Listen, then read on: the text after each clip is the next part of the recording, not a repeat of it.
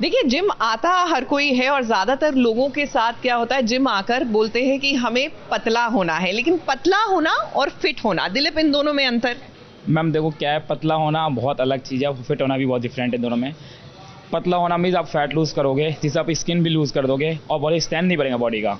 आप पतला तो हो जाओगे पर चाहे फेस की ग्लो खत्म हो जाएंगे, आपको बहुत ऑकवर्ड लगेगा देखने में कि फेस वैल्यू बहुत कम हो जाएगा। तो और फिटनेस का मतलब होता है कि आप अंदर से स्ट्रांग होने के लिए, तो इसमें क्या हम स्ट्रेंथ ट्रेनिंग जैसे करते हैं, तो आपको वो सपोर्ट लॉन्ग टाइम में सपोर्ट करेगा, वो स्ट्रेंथ ट्रेनिंग ही सपोर्ट करेगा बॉडी के लिए, फिट होने के लिए, उसे फिट कहेंगे। बाकी अदरवाइज आप सब लूज़ कोई भी कर लेता है, मसल्स लूज़ करना है तो रनिंग की गोल, हाँ, कि फिटनेस फिट रहना है। तो देखिए, fitness does not mean you are looking skinny, क्योंकि स्किनी तो देखिए बुढ़ापे में जाते जाते हमारे नाना नानी भी हो जाते थे, but they used to lose muscle, बहुत वीक मसल्स होती थी। That is not our aim, और इसीलिए हम कह रहे हैं कि एक full fledged holistic exercise routine होना चाहिए। इसी के साथ चलिए आपको लिए चलते हैं अनुपमा के पास।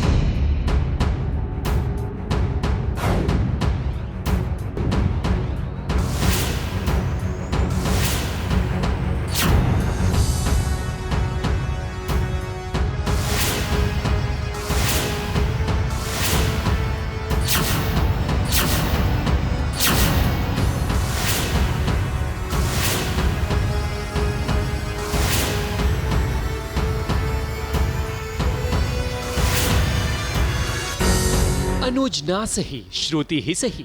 श्रुति एक बार फिर अनुपमा की जिंदगी में तूफान लाने वाली है और उसकी शुरुआत भी हो चुकी है। अनुपमा को क्या पता था कि जिस लॉकेट को उसने हाथ में उठाया है वो लॉकेट नहीं बल्कि परेशानी है, परेशानी। और ये परेशानी कोई और नहीं बल्कि श्रुति लाने वाली है। बहुत ही इंटेंस सीन्स थे आज, और जिसमें मैं और अनुपमा पहली बार एक दूसरे के आमने सामने आए हैं और दोनों माएँ एक दूसरे से आर्ग्यूमेंट में हैं। दोनों की सिचुएशन जेन्युइन है, कोई गलत नहीं है और कोई सही नहीं है, लेकिन अपनी बेटी के लिए एक माँ कौन सी हद तक जा सकती है, वो पूरा ग्राफ है। 7 समंदर पार से श्रुति को फिर राही की याद आ गई, तो अब उसने सोचा क्यों न चलो अनुपमा की जिंदगी में आग लगाई जाए और उसे एक बार फिर अपने इशारे पर गोल गोल घुमाया जाए। पूरा पास खड़ा हो गया है आके, और दोनों माएँ अपनी अपनी तरफ से पूरी कोशिश करने वाली हैं। अब देखना पड़ेगा किसमें ज़्यादा सच्चाई है, किसने ज़्यादा दर्द सहा है, कौन अपनी बेटी से ज़्यादा प्यार करता है और किस तरीके से उसको वापस लेगा।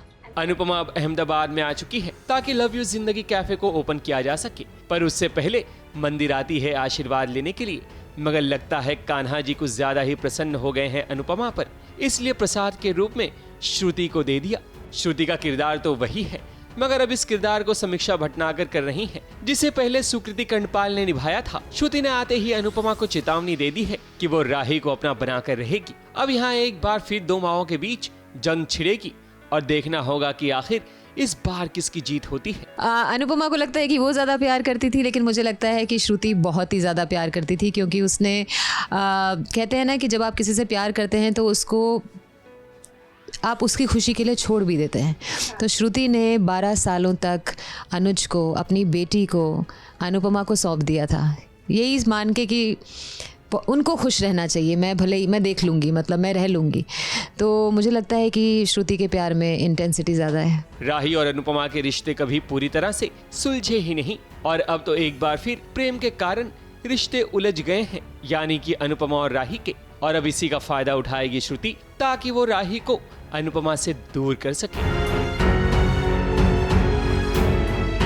मुंबई से शिवानी सिंह के साथ एबीपी न्यूज रिपोर्ट।